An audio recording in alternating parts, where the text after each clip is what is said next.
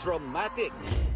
Ganyan inilarawan ng impersonator na si Taylor Swift o John McClane Coronel sa tunay na buhay ang kanyang naging performance sa Kalutan Concert 2024 noong Sabado sa pista sa Bayambang, Pangasinan. Sa kuha ng isa sa mga nanood, makikita ang pagbaba sa stage ni Taylor Swift pero habang naglalakad, tila may humampas sa leeg ng drag queen. Dahilan para tumigil siya sa pagpe-perform.